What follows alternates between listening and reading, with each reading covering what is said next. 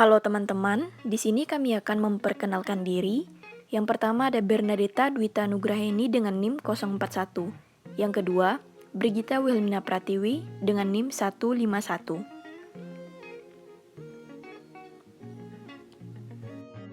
Di sini kami akan membahas 4 tahap ZPD. Zona perkembangan proksimal. Zona perkembangan proksimal adalah keyakinan Vygotsky mengenai pentingnya pengaruh sosial, khususnya instruksi, dan perkembangan kognitif anak di dalam konsep zona perkembangan proksimal. Zona perkembangan proksimal atau Zone of Proximal Development atau ZPD adalah istilah Vygotsky untuk rentang tugas-tugas yang terlalu sulit bagi anak untuk dikuasai secara sendiri. Namun, dapat dipelajari melalui bimbingan dan bantuan dari orang dewasa atau anak-anak yang lebih terampil. Jadi, batasan bawah dari ZPD adalah keterampilan yang mampu diraih anak dengan bekerja sendiri. Sementara, batas atas ZPD adalah tanggung jawab tambahan yang dapat diterima anak dari bantuan instruktur. Vygotsky 1962 menyebut hal ini kuncup semi atau bunga perkembangan untuk membedakannya dari buah perkembangan yang telah dapat dicapai oleh anak secara mandiri. Menurut Vygotsky, awalnya bahasa dan pikiran berkembang secara sendiri-sendiri, namun kemudian keduanya bergabung. Ia menekankan bahwa semua fungsi mental memiliki asal mula yang bersifat eksternal atau sosial. Anak-anak harus menggunakan bahasa untuk berkomunikasi dengan orang lain sebelum mereka dapat berfokus ke dalam pikiran-pikiran mereka sendiri. Anak-anak berkomunikasi secara eksternal cukup lama, sebelum mereka mampu melakukan periode transisi. Biasanya terjadi di usia 3 hingga 7 tahun dan mencakup berbicara pada diri sendiri atau self-talk.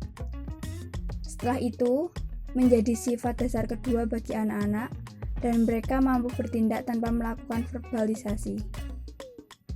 Ketika hal ini terjadi, anak-anak telah menggunakan percakapan egosentris mereka ke dalam inner speech yang kemudian menjadi pikiran mereka. ZPD adalah hubungan antara pembelajaran dan perkembangan. Menurut Vygotsky, perkembangan kemampuan seseorang dapat dibagi menjadi 2, yaitu tingkat perkembangan aktual dan potensial. Tingkat perkembangan aktual yaitu tampak dari kemampuan anak untuk menyelesaikan masalah atau tugas secara mandiri. Sedangkan tingkat perkembangan potensial yaitu tampak dari kemampuan seorang anak di bawah bimbingan orang tua atau orang lain, atau teman sebaya yang memiliki kemampuan yang lebih kompeten. 4 tahap ZPD yang terjadi di dalam perkembangan dan pembelajaran. Tahap pertama, tindakan anak masih dipengaruhi atau dibantu orang lain. Pada tahap ini, anak masih dibantu dalam memakai baju, sepatu, dan kaos kaki. Ketergantungan ini sangat besar, namun anak suka memperhatikan cara kerja yang ditunjukkan orang dewasa. Tahap kedua, tindakan anak didasarkan atas inisiatif sendiri. Pada tahap ini, anak mulai berkeinginan untuk menggunakan kaos kaki dan sepatu. Namun, pada tahap ini anak masih sering keliru memakai sepatu antara yang kiri dan yang kanan. Bahkan dalam menggunakan baju, butuh waktu yang lama, karena kekeliruan dalam menggunakan kancing baju. Tahap ketiga, tindakan ini anak yang masih kecil baru belajar jalan, bahasa, dan pikiran merupakan 2 aktivitas yang berbeda. Dalam bertahun-tahun awal, aktivitas berpikir anak terpisah bahasa, namun ketika mencapai usia sekitar 2 tahun, pikiran dan bahasa menjadi suatu kesatuan yang integral. Saat ini, anak seringkali berbicara ke dalam diri mereka sendiri.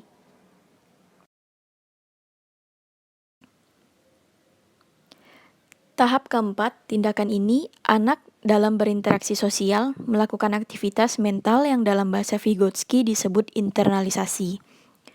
Proses internalisasi dilakukan anak setelah merekam segala pembicaraan, gagasan, nasihat, termasuk bagaimana cara orang dewasa mempercakapkan atau mempersepsi realitas sosial yang ada di sekitar mereka, dengan bantuan simbol-simbol atau lambang-lambang verbal dan non-verbal lainnya.